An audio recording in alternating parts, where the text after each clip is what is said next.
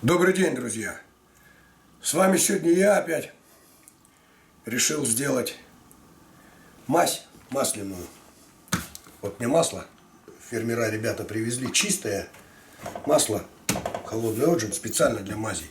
Дело в том, что вот буквально я выпустил видео на днях, рассказал про своего друга. И вот буквально прошло 3 дня, и он мне звонит и говорит: Женя, у меня закончилась мазь, уже как 3 дня. Масло это закончилось. И опять начали присутствовать боли. Я говорю: что ж ты молчал, Валер? Сделаем, конечно. И вот сегодня я покажу, как ее делать. От начала и до конца. Какие травы используются, какие пропорции, как она выпаривается. Но сначала маленький рецепт. Может, кому пригодится. Вчера мы с сыном поехали посмотреть. Сегодня у нас открытие охоты на гуся. Я на птичку не охочусь, но сыну охота была. Поехали мы посмотреть гуся. Поехали, ручеек переходили, провалились обои. Ну, пока шарились туда-сюда, там смотрели, где что. Чую, у меня в горле запершило, глаза заслезились, сопли полезли. Я говорю: Илюха, наверное, что-то я подхватил, простыл, вода холодная. Он говорит: что-то у меня тоже, пап.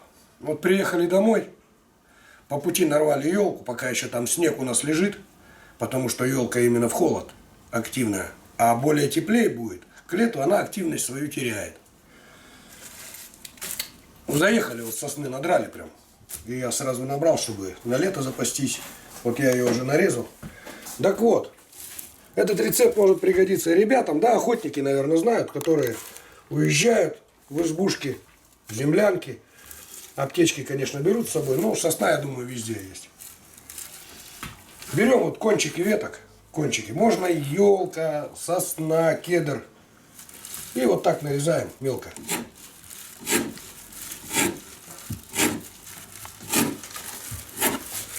Веточками с мелкими пусть попадает, ничего страшного.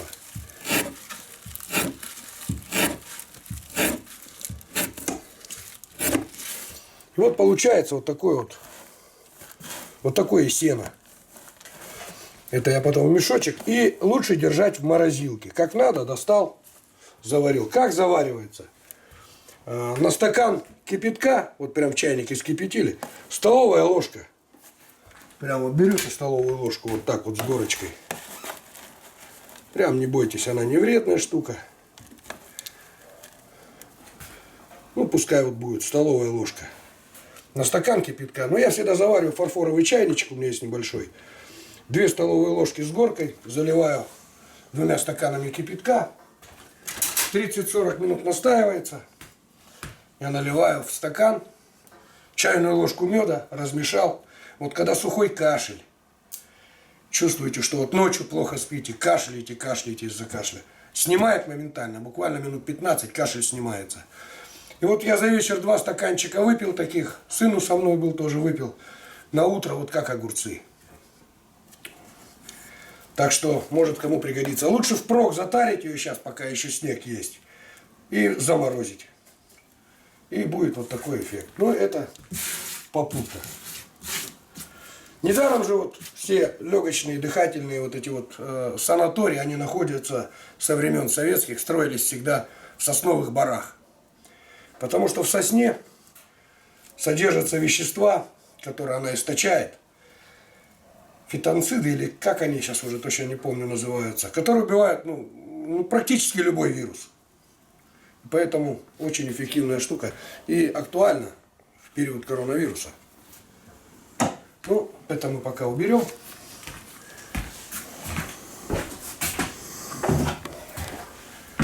А сегодня у нас тема приготовления масла, вытяжки масляной из трав. В каких случаях она помогает? Переломы, сильные переломы. Особенно людям пожилого возраста, когда уже все заживает плохо, сложно, болями большими сопровождается.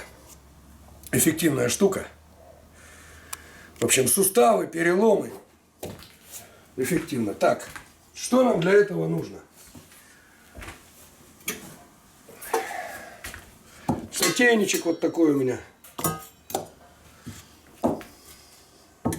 Ставим. Сюда обязательно на низ я ложу, вот такая у меня кожаная прокладка, чтобы ни соприкосновения с сотейником не было. Железо к железу, чтобы не было.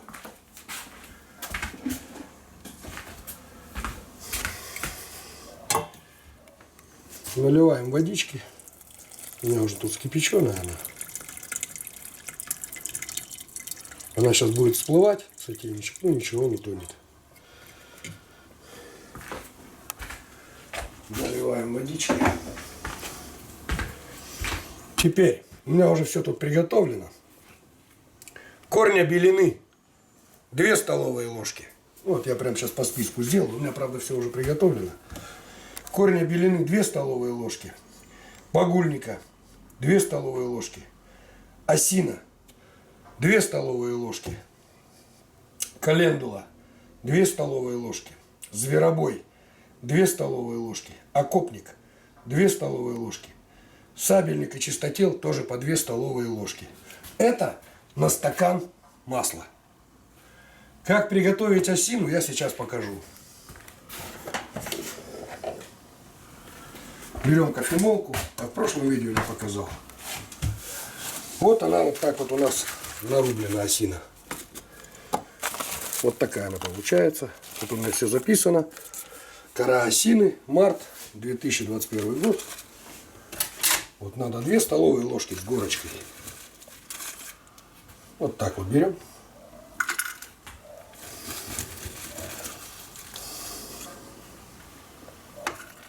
Ну, еще маленечко.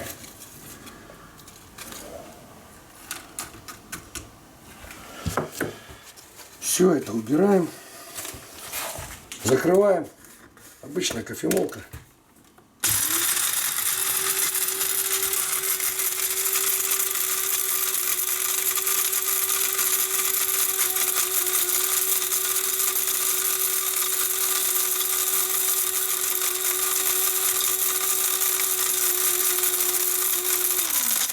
Достаточно. Нет, еще надо маленько, не до конца размололось.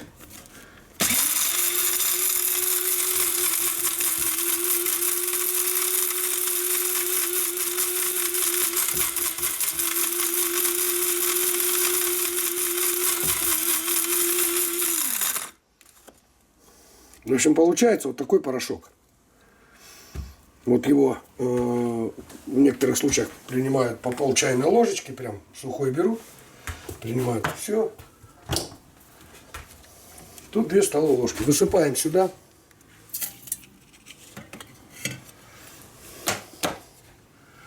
Убираем в сторону. Все перечисленные травы высыпаем тоже сюда. Вот это у меня стопочки как раз ровно 2 столовые ложки с горочкой.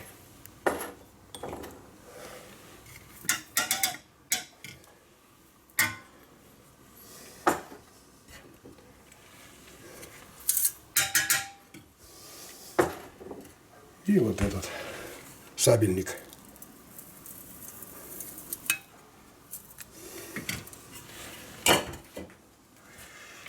Вот теперь выливаем сюда вот стакан, выливаем масло. Все, она у нас почти утонула. Мыть.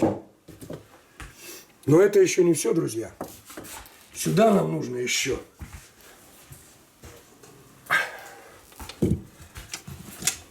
пчелиный подмор. Лучше всего весенний. Я думаю, если вы подойдете к любому пчеловоду весной, который перегоняет пчел, готовит их на выставку, ну, выставлять в смысле, вам никто не откажет. Тоже пчел на кофемолке. В чем смысл мертвых пчел? Вроде мертвые, а что в ней? У пчелы есть капсула с ядом. Когда пчела умирает, естественной смертью, то есть в зиму, да, весной ребята чистят улики, пчеловоды, и капсула засыхает, и яд остается в ней. Нам нужно его изъять. Вот берем пчел, ложим 3 столовые ложки. Вот он, пчелиный подмор. Это убираем.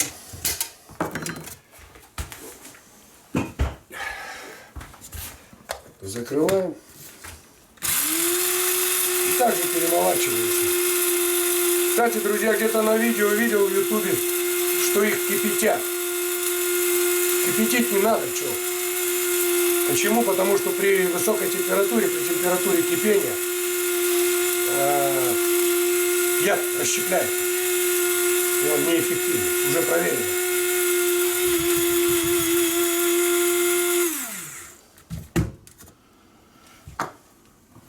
Получается вот такая субстанция. Такой порошочек получается. Насыпаем сюда же.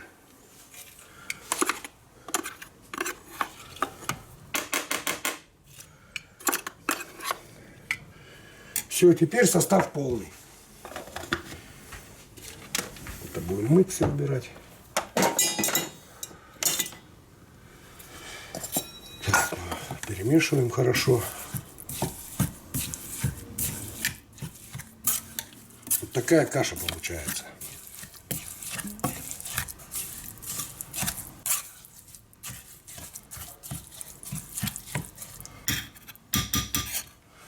Включаем плитку на максимум. И ставим это на огонь. Не на огонь, а на плитку. Лучше всего на плитке, потому что тут нагрев медленный идет. Не открытый огонь.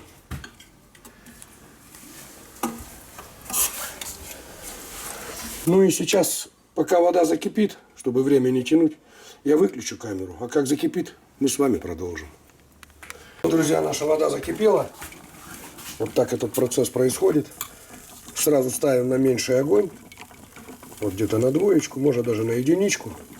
И все. И на медленном огне, помешивая, кипятим 30 минут вот так. На вот этой бане, чтобы получилась вытяжка. 30 минут.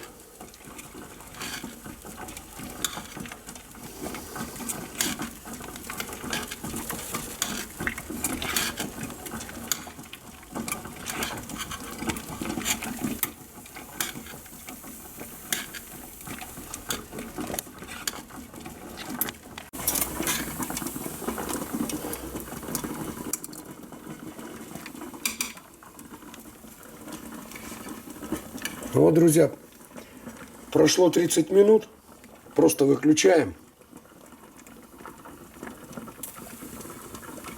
и ждем, пока она остынет. Ну а пока она остывает, чтобы это масло, вытяжка масляная, была более эффективная, нужно воздействовать на больной орган не только снаружи, но и снутри. То есть будет намного эффективней, если вы еще сделаете отвар водяной, ну, заварку, тоже на травах. Этот рецепт мне рассказала Светлана Сурина, про которую я говорил в прошлом видео, от которой книги. Она дочь великой нашей травницы. Вот я все позаписал, чтобы... В общем, он так и называется. Рецепт от Светланы Суриной. При переломах, артритах, болезнях суставов. В общем, берется корень окопника, кора осины, люцерна, трава, сабельник, корень лопуха. Всех трав берется по столовой ложке. Залить 2 стаканами кипятка. Настоялось, остыло. Прям крутым кипятком заливаете. Остыло и пить по 1 чайной ложке 1 раз в день. И вот это масло использовать тоже лучше всего на ночь. Оно такое маслянистое, плохо втирается. Но вот минут 15-20 вы его втираете, то есть получается и массаж делаете, лучше всасывается, а потом оставляете, и оно впитается.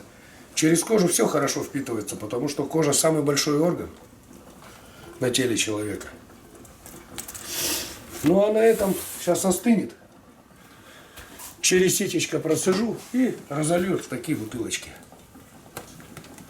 И уже отошлю товарищу закончим и прокварцую. То есть кварц у меня вот такой. Снимаю крышку, кварцевая лампа, включаю, ставлю на пол. 10 минут до работы и 10 минут после работы кварцуется. Ну, то есть, чтобы всякие микробы там, все на свете. Ну, положено кварцевать. Ну, как-то вот так, друзья. Я хотел бы, чтобы этот способ, да все рецепты вам никогда не пригодились, чтобы вы не знали болячек. Но если вдруг кому-то понадобится и, воспользовавшись, поможет, это будет хорошо. Так что не болейте, всем пока и будьте здравы.